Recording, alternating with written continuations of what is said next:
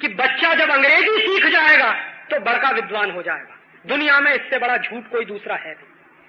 कोई भी देश ऐसा नहीं है दुनिया में जिसने अंग्रेजी भाषा में सब कुछ करके तरक्की की हो। 2 देशों के उदाहरण तो मैं दे सकता हूं जिनको मैंने देखा। फ्रांस, इतना जबरदस्त उस देश ने, यूरोप के शब्दों में कह रहा हूं, मैं मेरे शब्दों में नहीं कहता, हालांकि मैं मानता नहीं कि उन्होंने कोई तरक्की और विकास किया, लेकिन अगर यूरोप के शब्दों में, संदर्भों में देखें तो फ्रांस ने बहुत तरक्की की है, बहुत विकास किया। पूरे फ्रांस में अंग्रेजी में पढ़ाते नहीं बच्चों, फ्रेंच में ही पढ़ाते। जापान में जाइए, छोटे बचपन से लेकर और हायर एजुकेशन तक सब जापानीज में पढ़ाया जाता है। जर्मनी में जाइए, बचपन से मातृभाषा जर्मन है। इटली में जाइए, मातृभाषा इटालियन। हॉलैंड में जाइए, मातृभाषा डच है। किसी भी देश में जाइए, लैटिन अमेरिका के देशों में जाइए, वहां भी अंग्रेजी नहीं है मातृभाषा में। दुनिया में अंग्रेजी नाम की मातृभाषा तो कुछ जमा 4, 5 या 6 या बहुत तो 10 देशों में, इससे ज्यादा है नहीं। और जिन देशों में अंग्रेजी वाली भाषा है उनकी कोई तरक्की हो नहीं रही है। अमेरिका की यूनिवर्सिटीज में जितने टॉपर्स निकल रहे हैं पिछले 10 साल से, वो सब नॉन अंग्रेजी वाले हैं, ये ध्यान रखिए। पिछले 10 सालों में अमेरिका की यूनिवर्सिटी में जितने टॉपर्स पैदा हुए कोई भी अंग्रेजी वाला नहीं, और दूसरे देशों में भी यही हालत। ये बहुत बड़ा भ्रम है हमारे मन में कि अंग्रेजी सीख जाएगा बच्चा तो उसकी कुछ तरक्की हो जाएगी, ऐसा कुछ नहीं है। दुनिया में बहुत सारे ऐसे देश हैं जिन्होंने बिना अंग्रेजी के बहुत आगे गए हैं और बहुत तरक्की की है। जापान, फ्रांस या जर्मनी, ऐसे तमाम उदाहरण। तो ये गलतफहमी आप अपने मन से निकाल दीजिए कि अंग्रेजी ही पढ़ेगा तो हमारे बच्चे का विकास होगा। बच्चे का सबसे अच्छा विकास तब होता है जब वो मातृभाषा में पढ़ता। अगर गुजराती आपकी मातृभाषा है तो गुजराती में पढ़ाइए, मराठी मातृभाषा है तो मराठी में पढ़ाइए, अंग्रेजी में तो बिल्कुल नहीं। और ये अंग्रेजी में पढ़ाने का सिस्टम मैकॉले ने इस देश में शुरू किया, वो गुलाम बनाने के लिए था।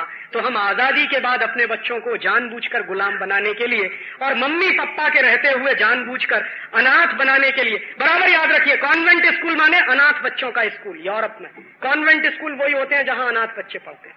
तो अनाथ बच्चे नहीं है हमारे, मम्मी पापा के बच्चे हैं, इसलिए आप अपने बच्चों को मत भेजिए। उससे ये जो अंग्रेजियत की संस्कृति आ रही है बच्चों में, ये बंद हो जाएगी। इस अंग्रेजियत की संस्कृति से नफरत है। अंग्रेजों से शायद उतनी नफरत हमको नहीं हो सकती जितनी अंग्रेजियत से है, और वो अंग्रेजियत से इसलिए नफरत है कि सारी दुनिया का नाश करने वाली है वो संस्कृति, राक्षसी संस्कृति है, उसमें कुछ मानवीयता के तत्व है नहीं, इंसानियत के तत्व है नहीं। तो 2-3 बातें मैंने कही हैं, फिर मैं रिपीट कर रहा हूं। घर घर में स्वदेशी, अपने अपने बच्चों को मातृभाषा के स्कूल में भेजिए, अंग्रेजी के चक्कर से बाहर निकालिए, आपका बच्चा ज्यादा बुद्धिमान बनेगा, ज्यादा तर्कशाली बनेगा, ज्यादा विवेकशील बनेगा अगर मातृभाषा। और अपने अपने घर से टेलीविजन की ये जो दुष्चक्र है उसमें से आप बाहर निकलिए, बच्चों को बाहर निकालिए, इस देश का बहुत बड़ा कल्याण हो जाएगा। आप ये पूछ सकते हो कि राजीव भाई, आपने ना तो वोट मांगा और ना आपने नोट मांगा। ना मैं आपसे वोट मांगने आया, ना नोट मांगने आया, मौसम तो वोट का है और नोट का है। कल चुनाव होने जा रहा है, फिर भी मैं ये बातें नहीं कर रहा हूं। बहुत लोग आते होंगे आपके बीच में, बड़े अच्छे भाषण करते होंगे, अंत में कहते होंगे मोहर लगा दीजिएगा हमारे इस निशान पर। तो मैं वो कहने आया नहीं, कभी आऊंगा नहीं। फिर मैं आपसे कुछ मांगने आया।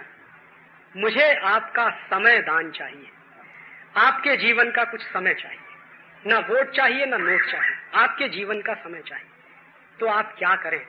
एक दिन में 24 घंटे का समय है आपके पास। इस 24 घंटे में से 23 घंटे आप अपने व्यापार के लिए, अपने बच्चों के लिए, अपने परिवार के लिए रखिए। 1 घंटा देश को दीजिए। आपके 1 घंटे की इस देश को बहुत जरूरत है। आप इस 1 घंटे में क्या करें? एक छोटी सी बात कह के खत्म करूंगा।